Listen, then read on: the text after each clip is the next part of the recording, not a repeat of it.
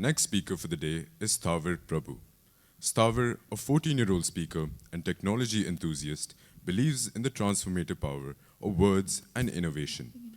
In his talk, he reflects how small actions can leave lasting marks and how awareness and compassion can heal, reminding us that even a crumpled paper can tell a powerful story.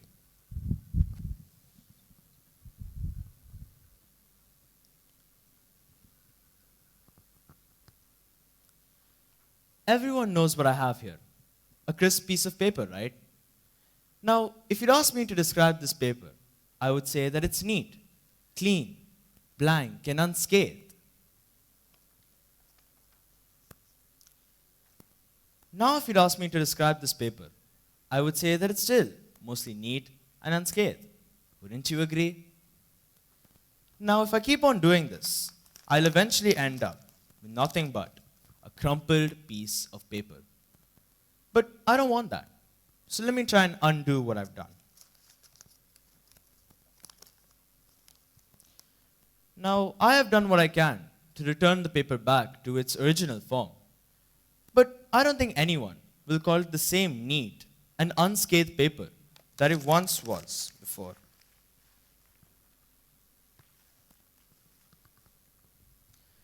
The paper in this situation represents a person, or more specifically, a victim. But not to your average virus or bacteria, but to bullying. You see, in this situation, I was the bully. Now, you may all be wondering, how can one connect a paper to bullying? Well, when I crumpled this paper initially, almost all of you would have agreed that it's normal and still the same. But with every twist and fold, the paper reached a point of no return, where perfection was irrevocably traded for permanent imperfection. And the same happens when it comes to bullying. We often make small statements, thinking them to be harmless at first, but build up over time and can end up having a negatively emotional impact. In other words, it triggers anxiety, the fear of judgment, and constant overthinking, completely ruining one's life.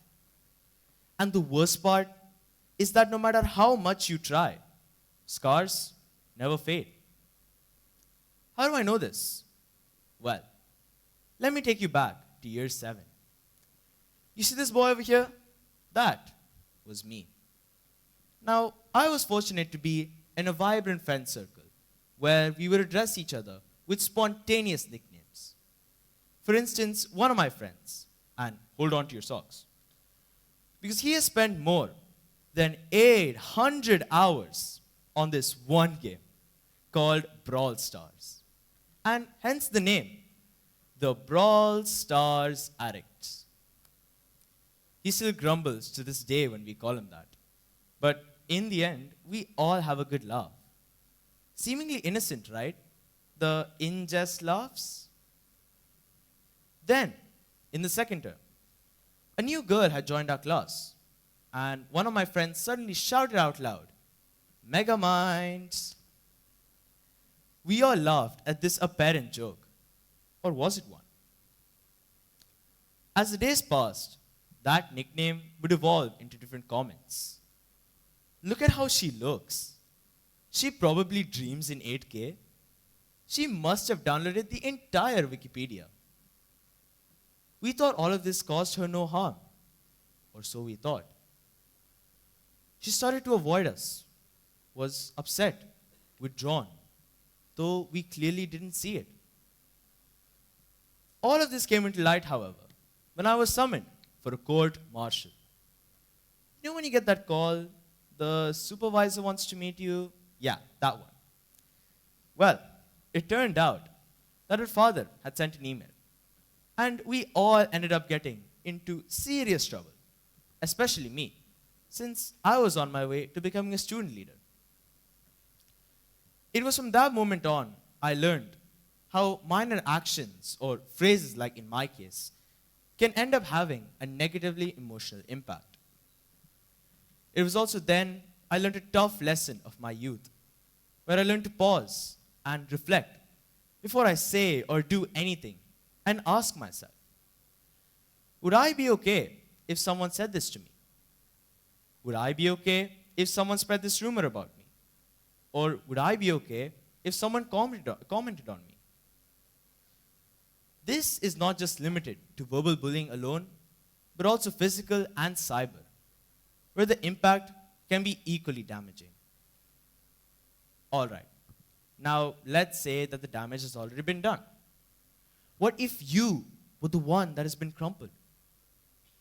How can one repair the harm done? If not completely, at least to some extent, right?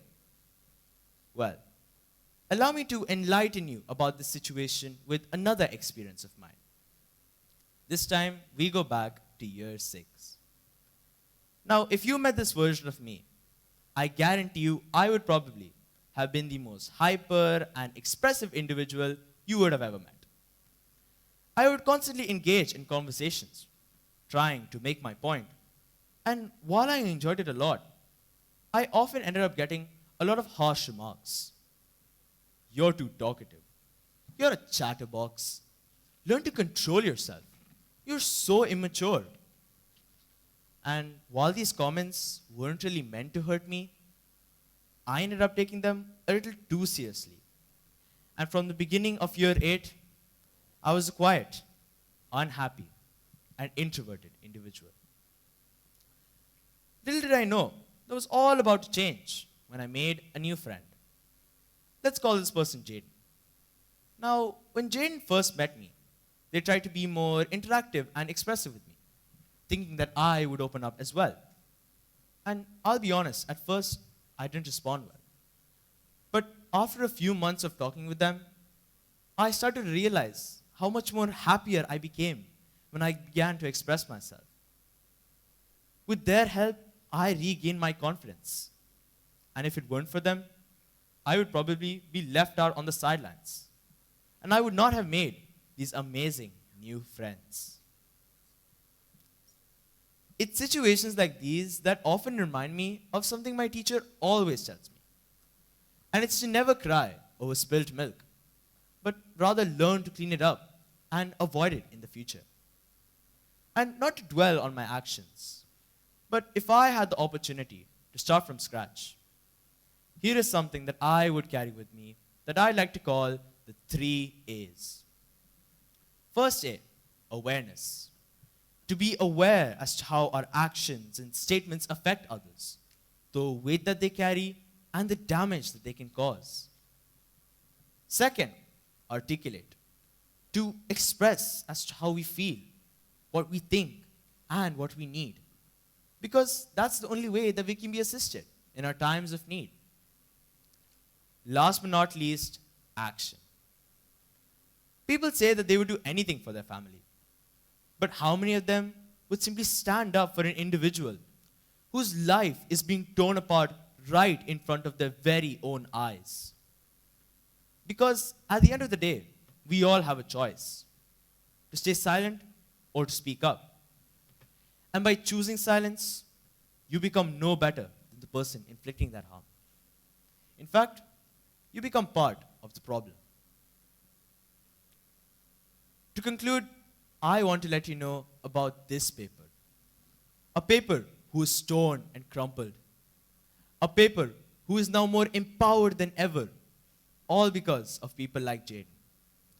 Uplifting those who need it, one paper at a time. Thank you. Thank you, Mr. Prabhu.